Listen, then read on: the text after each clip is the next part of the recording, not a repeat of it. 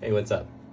My name is Max, and this is Zedirol. This is my submission for the Video Lab Make a Video Pack contest, and it is a video mixer for the OPZ that you can use to mix your own videos. It has 2 decks and 5 sources that you can assign to each deck, and also a master deck as well. So it operates on 3 MIDI channels. So MIDI channel 14, which is the module track for me, that's going to be deck A. And if I go to 16, which is the motion track, that's going to be deck B. And then the lights track, which is MIDI channel 15, that's going to be your master deck. So the first thing you got to do when you're using this video pack is actually get your video files in here. So if you don't have any video files in here, you hit source 1, you're just going to get a title card, and the title card's nice for just like calibrating your screen, the position, size, and colors. But if you want to get your own videos in here, you got to go back to the master track, channel 15, and then when you press number 2, it will open up this little input field canvas, and this is where you put your video file URLs. So your video files have to be in .mp4 format, and they have to be in the Photomatic folder of the OPZ app, and that can be on iOS, that can be on Mac. I haven't tested it on Android, I don't have an Android device, but I'm sure it's the same. Okay, so to get my video files in here, what I'm going to do is I'm going to go to my OPZ app and my applications, and I'm going to go to show package contents. I'm going to go to contents, I'm going to go to resources, and then data, and then streaming assets down here, and then Photomatics in here. So I made a new folder in here called Zedirol. That's where I'm going to put my video files.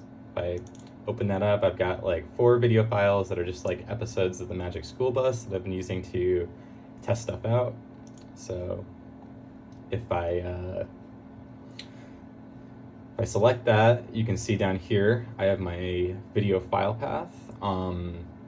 You might have to expose this in your Finder. I know I remember I had to do something to like actually get this bottom bar to show up that shows like the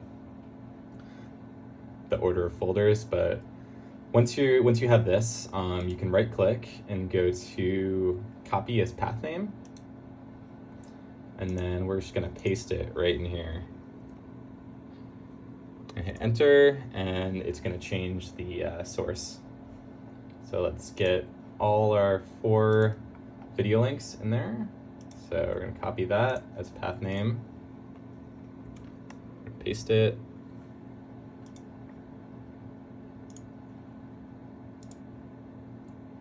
copy, paste,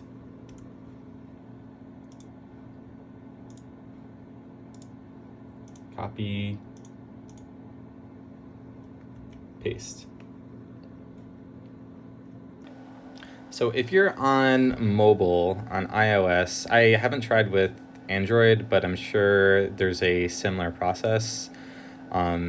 If you want to get your videos into the Z-Pack, this is how you do it. So if you go to your master track, hit number 2, that'll bring up your video links, same as on the Mac. If you scroll out to your apps, you need this app by Apple called Shortcuts in order to actually get the file path. So I've made this custom shortcut called Get File Path, but if you don't have it, I'll show you how to make it. So I've got Shortcuts open, and all I need to do now is create a little shortcut that gets the file path and copies it. So we can do that really easily by hitting this plus button right here, and then we're going to hit add action, and what we can type in is file path. And you can see there's this action right here that shows up that says get file path. We're going to select that, and then we're going to search again and hit copy, and we're going to hit copy to clipboard. So now our action is get path to file, copy file path to clipboard, hit done.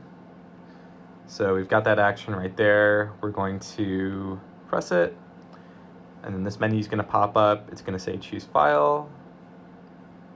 So I'll just show you where I am. If I go to the OPZ folder on iPhone, Photomatic, you can see I've made a new folder here called Zedirol. I'm going to go into it, and I'm going to choose a video.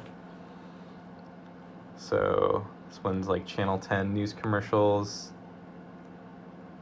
Okay, you got the check mark. That means the file path is copied. So let's go back to our OPZ app and paste it in. Our input is still up. So what we can do here is just select that text box, hit paste, done. Source is gonna change. We can hit 2, toggle out of that. Now if we go to our deck, we can see that it's working correctly, and we can scrub and play it and all that fun stuff. So that's how you get your videos into iOS. We can hit 2 and that'll exit the input, and now we can move over to either decks A or B. So I'm gonna go to the motion track, that's deck B. And from here we can access the playback and transport controls. So on the OPZ, numbers 1 through 5 are your inputs. So if you hit 1, 2, 3, 4, 5, 5 is webcam, so it's going to activate the webcam. There's 4 different webcam inputs that you can access. So we have source 1 selected. Now we have a few different controls here. Knobs 1 and 2, those are like scrubbing controls. So knob 2 is like a rough scrub that's going to scrub forward and backward 30 seconds. You can see how many seconds the video is at from the time right up here.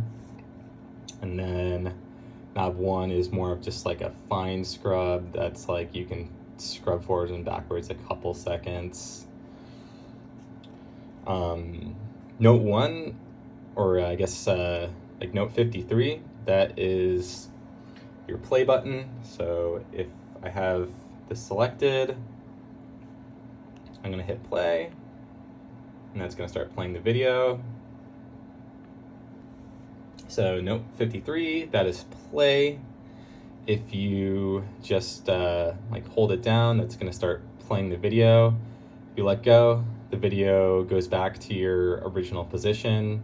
You play, so you can kind of like loop with this. Notes 55 and 57, those are going to be your jump buttons, so you can jump forwards or backwards 60 seconds through the video. It's a good way to find a cue point is using these jump buttons as well as like the scrub knobs. And then another thing is if we want to just toggle on play, you can press and hold shift and then play, and that'll just toggle on the video. And while the video's playing, you can use knob number 3 right here, and that'll change the playback speed. So we can go from really fast to reverse. We can play it backwards. So let's turn that off for now. And if we select different sources, that's gonna jump those sources to the timestamp that is in our playhead. So right now these are all different episodes that I loaded in, and I'm just kind of toggling back and forth. You can scrub through them, kind of scratch them like a record. Okay, so what we want to do is let's put the playback into the sequencer. So we're going to press our play button and then put that into the sequencer.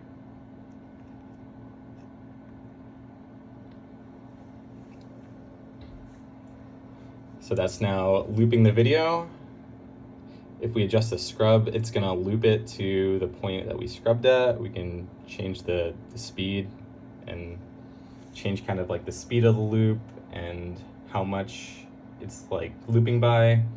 From here, we can start adding effects. So most of this bottom row of buttons are your effects buttons.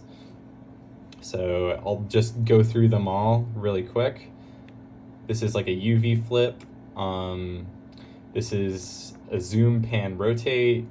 This is a radial mirror. This is a tile effect. This is an RGB split effect. This is a posterize effect. This is a false color effect. This is a chroma key effect. And this is an invert effect. And this is like a hue shift effect. So the cool thing about this is that all these effects can act as just punch-in effects, but if you hold shift and press that effect, so like this is our radial mirror effect, you shift and press the effect, then that's a toggle. So now it's always going to be on until I toggle it off. And then what's really cool is all of these effects are not just one effect, they're banks of effects. So what we can do is we can dive into those effects and actually sequence them and add LFOs to them. So let's say we want to dive into this radial mirror effect. So I'm using these two buttons right here, 9 and 0, that's going to move the selector. So now that I'm on the selector and the effect is on, these values are showing up. So when you see these values, that means you can start setting your parameter values for the effect. So what we want to do is we want to navigate to our purple set of knobs. This is our LFO page, and it's very similar to the OPZ app as far as how it's set up. This one is depth, that's going to change the depth of the effect. This one is speed, that's going to change the speed of the effect. This one is like destination, so it's going to change the destination of the LFO that we're applying. So you can see in this radial mirror effect, there's actually two different parameters, and we can assign an independent LFO to each one. And then this last knob is our LFO shape, so that is going to give us different LFO shapes. So we have like sine wave, triangle wave, square wave, sawtooth wave, random, gyro, and manual. So you can see as I'm changing these parameters, nothing's happening right now, and that's because we haven't written them in.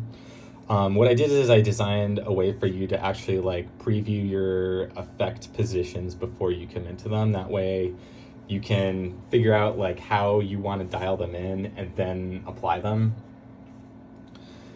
So if I hold this button right here, this is the right button. That is to actually apply effect changes. So if you look at our effect parameter or our LFO parameters, you can see we're on manual. We're on parameter C, which is for this effect, it's the radial count. And let's change our speed to like 16/1. Actually, let's do a little faster. Let's do 1/1 so you can really see it. Well, actually, we're on manual, so that's not going to come into play right now. But if I hold down the right button, everything's going to turn red, and now we can start playing with these values.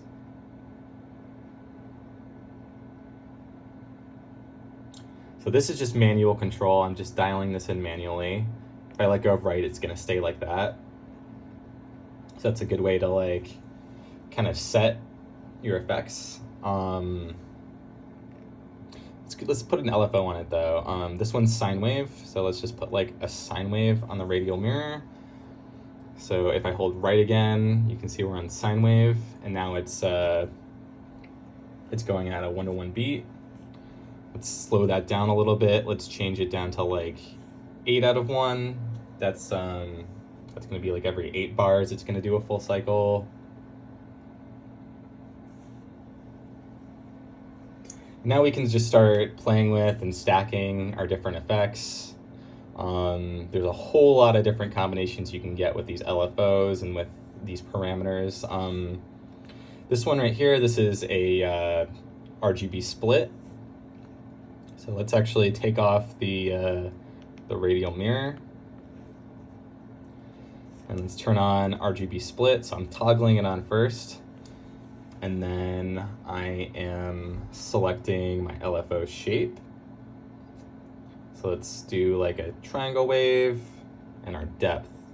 So now you can see it's, the parameter selected is labeled X. So it is doing the RGB split in the X axis. I also have Y as a parameter. So if I hit Y, now it's gonna start doing the RGB split in the Y axis too. And then I also have these parameters labeled R, G, and B, and those are to disable those colors. So if I want to disable green, I could put that on an LFO. So let's make that a little faster so it's easier to see. So now green's disabling at 1/2 while the other two effect parameters are set to be a little slower. So you can change all the parameters in all the effect banks independently of each other. Let's try a different LFO shape. Let's try random.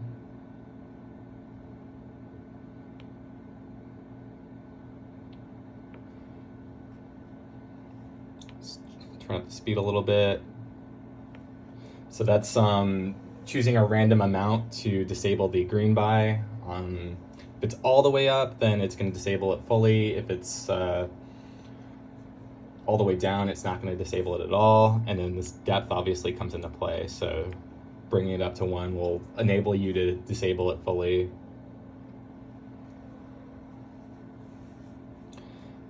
Let's do a couple more effects. Let's try this one. This one is this one's false color. So what this is doing is this is taking the luma values and it is assigning them to different colors. So it's like basically taking the image, making it black and white, and then assigning all the shades of gray a different random color. So if we look at our parameters here, we have S, which is seed. That's going to be like the seed of the random number.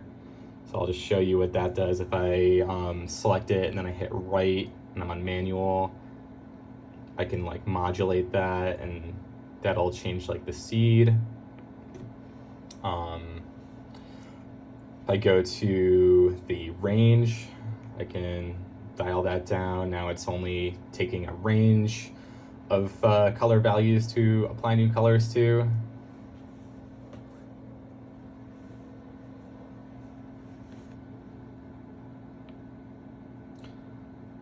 Let's bring that back up.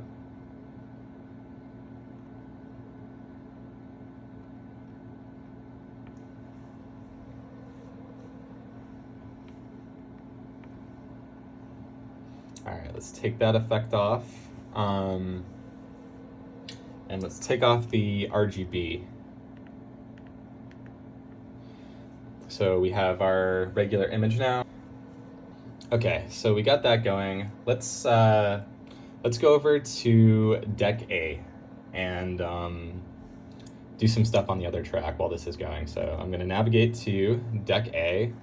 And this deck has, this MIDI track on the OPZ has multiple octaves, so just make sure you're on the right octave so all the notes are hitting properly. Okay, so we're gonna hit source 3. Oh. See, I was on the wrong octave. Source 3, and now we can get our other video. And let's sequence like this one in as well. So, okay, so we got our 2 videos going. Let's go back to our first deck, or deck B. and let's apply a chroma key. So chroma key is this effect right here. So if you hold shift, chroma key, that's going to toggle it on. Our selector is on it, so that means we can look at the parameters. So in our chroma key effect, we have a few different parameters. We have hue, saturation, brightness, intensity, and feather. So those are all the values for like the color that you're keying out. So if I'm going to, I'll be on manual for this. Oh, another thing about like the LFO is that it's like the different LFO shapes are mapped to the numbers that light up on the OPZ. So if you see it like stuck on like M, just make sure that like your LFO isn't too far over. Just make sure it's on the right page. Like when 1 lights up, that's the sign. When 2 lights up, that's the triangle, and so on. Okay, so let's start keying stuff out. First thing we want to do is change our saturation. So let's go to saturation and just go to like the manual and dial that up. So now we have a color, and we can go to our brightness, holding right, dialing that down.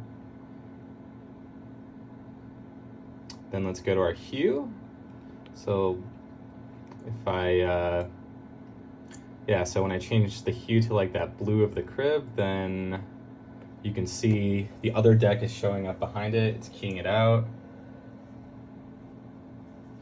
And then lastly, we can change the feathering of that chroma key. If your parameter says 0, that means there's no parameter selected. Okay, so yeah, let's dial in the feathering.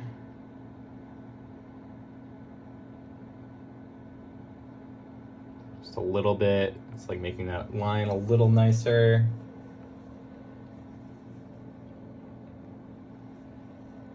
Cool, so we have some stuff going. Let's add like a quick color shift.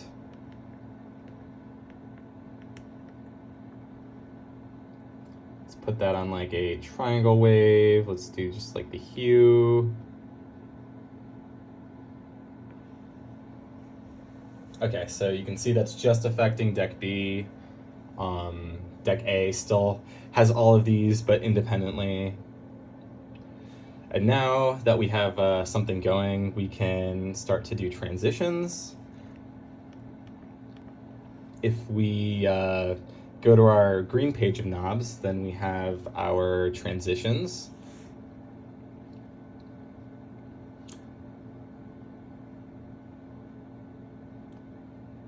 So if we look at this first knob here, that's knob 7. That's going to be our manual transition crossfader. So if I just turn that, you can see it's just crossfading from deck A to deck B. If I hit number 7 right here, that's going to change the type of transition. So now it's a wipe instead of like a crossfade. Hit it again, now it's going to be a vertical wipe. Hit it again. It's going to be a shape wipe.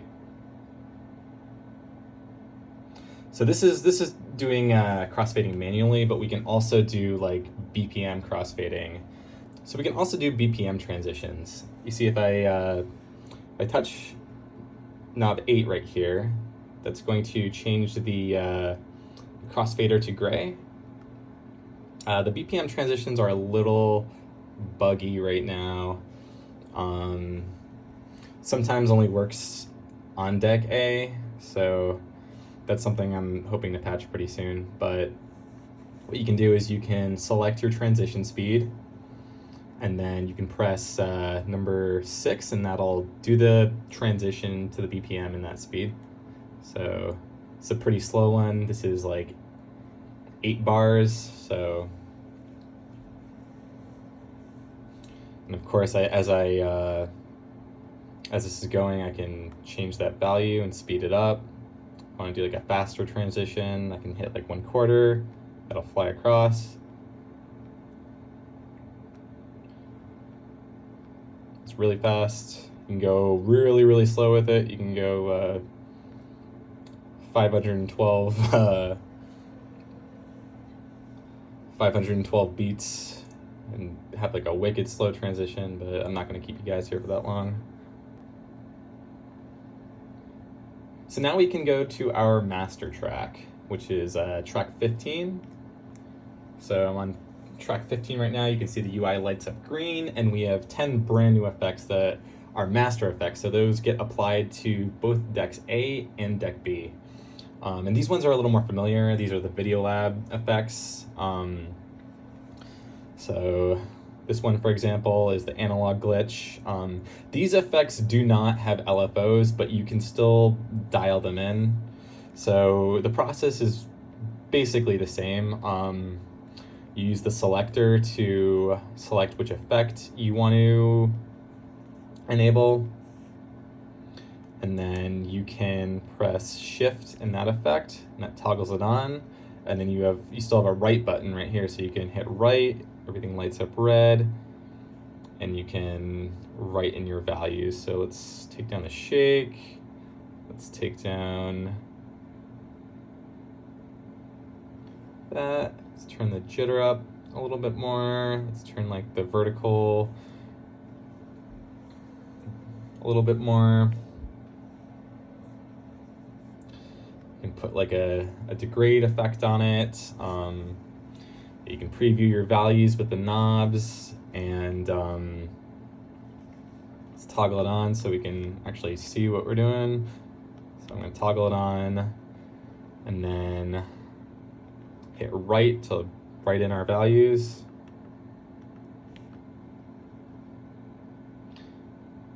You can see the letters change based on what parameter you're dialing in. So R is resolution, and then C is color.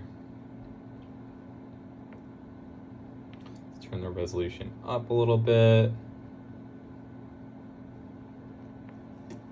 One more effect that I'd like to talk about is the titler. So we go all the way on the end, we have the titler, hold shift and toggle it on, and you can see some title text appears. Now if we hold shift and toggle on the right button, you can see that the values change, and we get this input field here. So this input field is something you can type in, and you can create your own titles and subtitles and text for videos that way. This is really useful if you're doing visuals at an event and somebody who's performing wants their name on screen and you don't have their logo. So that's why I included this. So if I type in like Video Lab 2023. So when you hit return, that doesn't really apply it, because you can have multiple lines of text. So if I hit return, I can just create a new line. So instead of return, what I'm going to do is I'm going to hit done. Now the text says Video Lab 2023. And then I can, of course, change all these values. I can change the scale, I can change the color.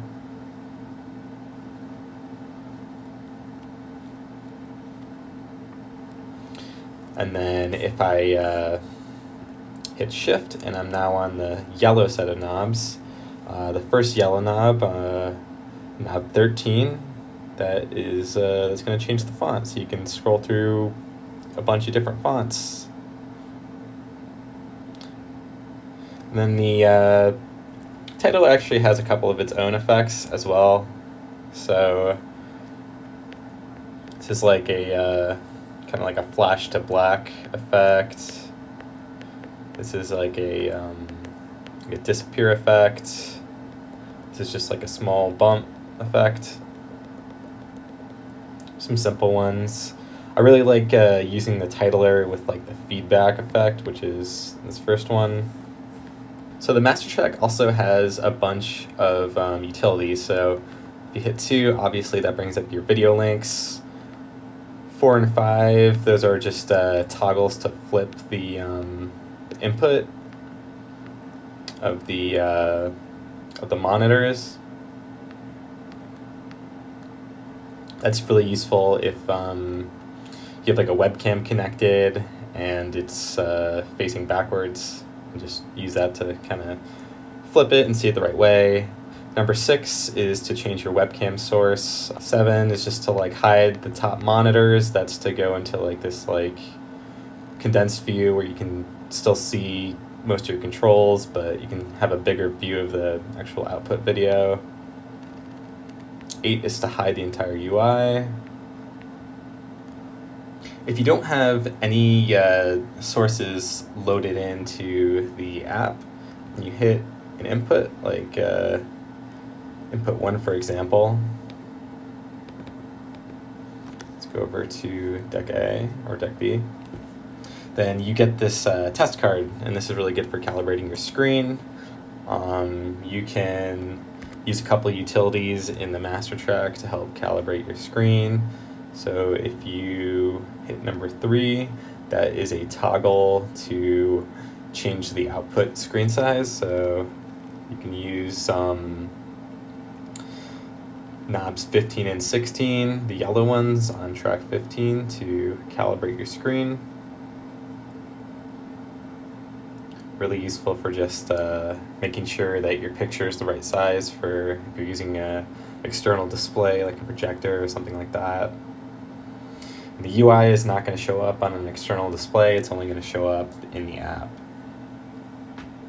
Well, that's my video pack. I hope you enjoy it. Happy mixing. Let me know if you have any questions.